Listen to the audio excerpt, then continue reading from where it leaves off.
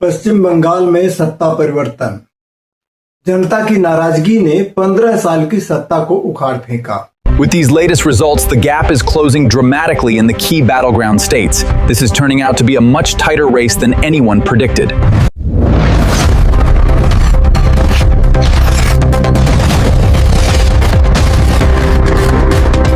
I can't believe we lost. The exit polls were wrong. This is impossible. Look, the map is changing. It's happening. We did it. Victory to the people. Long live the revolution. We have won. This bridge and these roads are just the beginning. Our vision is comprehensive development and progress for all of Assam.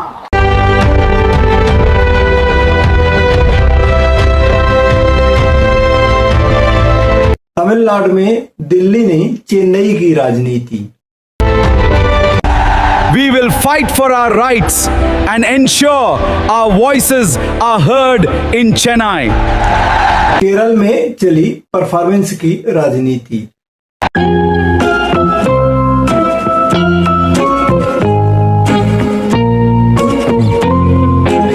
Puducherry छोटा पर संकेत बड़ा।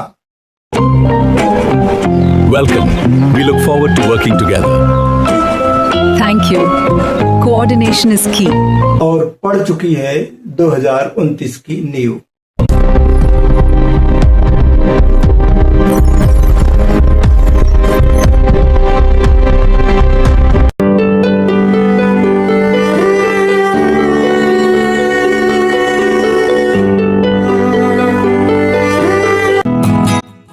नमस्कार, मैं हूं श्रीकांत सिंह और आप देख रहे हैं इन्फोपोस्ट न्यूज।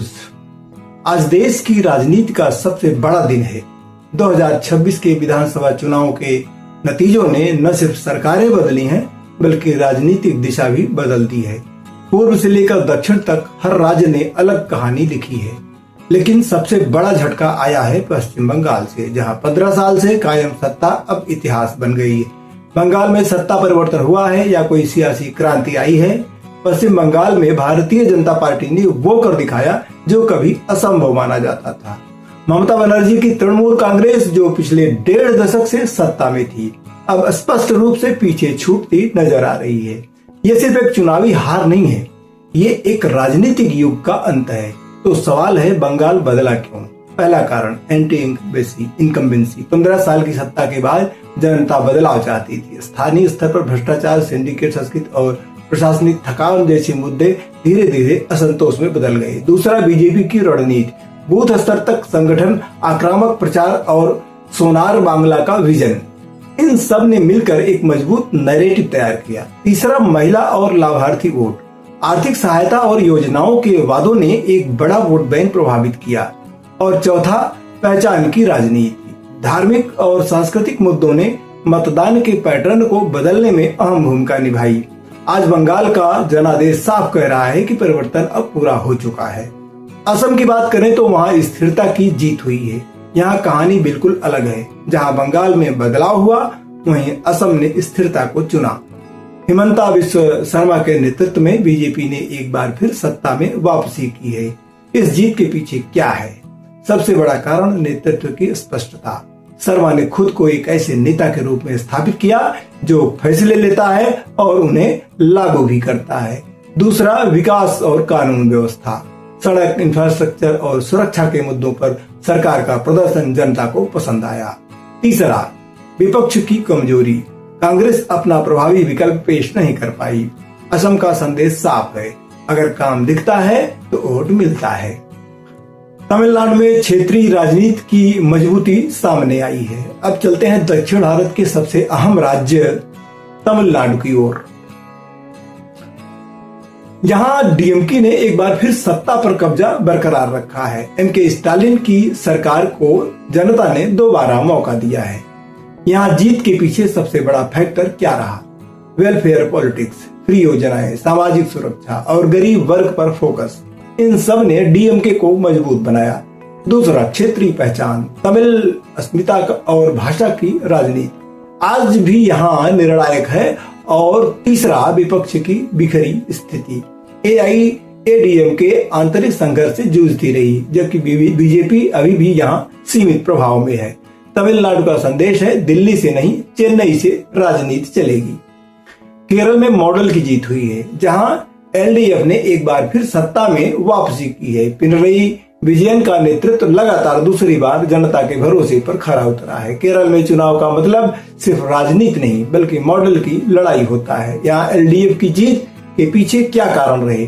शिक्षा और स्वास्थ्य पर मजबूत पकड़, सामाजिक सुरक्षा योजनाएं, स्थिर प्रशासन। वहीं UDF अपनी रणनीति में पिछड़ गया और बीजेपी अब भी यहाँ जमीन तलाश रही है। केरल का संदेश साफ है, परफॉर्मेंस ही असली राजनीति है। पुडुचेरी छोटा राज्य है, लेकिन उसने बड़ा संकेत दिया है। यहाँ NDA ने सत्ता बरकरार रखी है। छोटा राज्य जरूर है, लेकिन इसके संकेत बड़े हैं। यहाँ चुनाव में केंद्र सरकार के साथ तालमेल और स्थानीय नेतृत्व दोनों ने NDA को बढ़त दिलाई। पुडुचेरी बता रहा है कि छोटे राज्यों में राष्ट्रीय राजनीति का प्रभाव ज्यादा गहरा होता है। देश की राजनीति किस दिशा में? अब सबसे बड़ा सवाल, इन 5 राज्यों के नतीजे हमें क्या बताते हैं? भारत एक नहीं कई राजनीतिक धाराओं का देश है। पूर्व और उत्तर पश्चिम में भारतीय जनता पार्टी तेजी से बढ़ रही है, लेकिन दक्षिण भारत में अब भी क्षेत्रीय दलों का दबदबा कायम है। नेतृत्व ही चुनाव जिताता है। जहां मजबूत चेहरा वहां स्पष्ट जनादेश। विपक्ष की सबसे बड़ी चुनौती एकजुटता। कई राज्यों में विपक्ष मौजूद तो है, लेकिन प्रभावी नहीं है। और चौथा, 2026 के नतीजे 2029 की नींव है। बंगाल में जीत बीजेपी को पूर्व भारत में मजबूती देगी। दक्षिण में चुनौती अभी बाकी है, लेकिन लड़ाई जारी है। जनता का फैसला राजनीति का नया अध्याय लिख चुका है। कुल मिलाकर 2026 का चुनाव सिर्फ सरकार बदलने का नहीं, बल्कि राजनीतिक सोच बदलने का चुनाव है। पश्चिम बंगाल ने बदलाव चुना, असम ने स्थिरता, तमिलनाडु और केरल ने अपने मॉडल पर भरोसा जताया और पुडुचेरी ने संतुलन बनाए रखा। यानी हर राज्य ने अपनी अलग कहानी लिखी, लेकिन मिलकर ये कहानियां भारत की एक नई राजनीतिक किताब तैयार कर रही हैं। मैं हूं श्रीकांत सिंह, आप देख रहे थे इन्फोपोस्ट न्यूज। नमस्कार।